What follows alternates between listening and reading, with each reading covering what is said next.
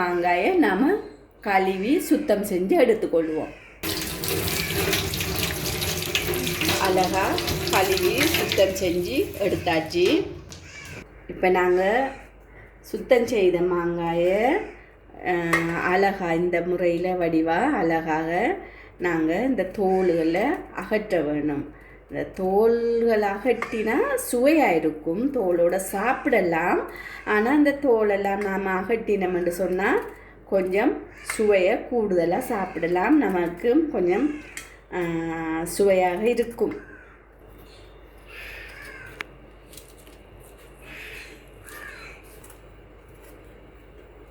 பார்த்தீங்களா, அழகாக நாங்கள் சீவி எடுத்துட்டோம். இந்த மாதிரி சீவி எடுக்கணும்.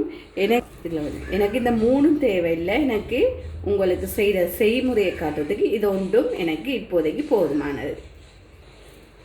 அழகாக இப்படி சின்ன சின்ன துண்டுகளாக நாங்கள் வெட்டி வெட்டி எடுத்துக்கொள்வோம்.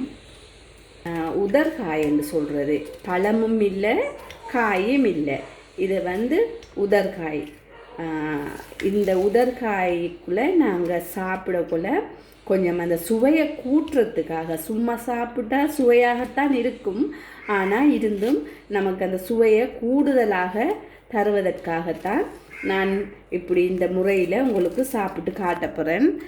நீங்களும் இதை உங்களோட வீட்டில் செஞ்சு சாப்பிட்டு பாருங்கள், ரொம்ப சுவையாக இருக்கும். அதுக்கும் இந்த மாங்காய், இந்த உதர்காய் சாப்பிட்டா தான் டேஸ்ட்டாக இருக்கும். காயை விட இப்படியான உதர்காய் தான் நாம் சாப்பிடணும். இந்த வெட்டின மாங்காயில் நாங்கள் கொஞ்சம் உப்புத்தூள் போட போகிறோம். உப்புத்தூளோடு சேர்த்து கொஞ்சம் மிளகாய்த்தூளும் போட போகிறோம். போட்டுட்டு இதை அழகாக நாங்கள் கலக்கி விடணும். அழகாக இந்த மாதிரி கலக்கி விட்டு பாருங்க, எவ்வளவு அழகாக இருக்குன்னு பாருங்கள். இதில் உப்புத்தூளும் மிளகாய்த்தூளும் கலந்து இருக்கும்போது இதை சாப்பிட்டு பாருங்கள், சூப்பர். நீங்கள்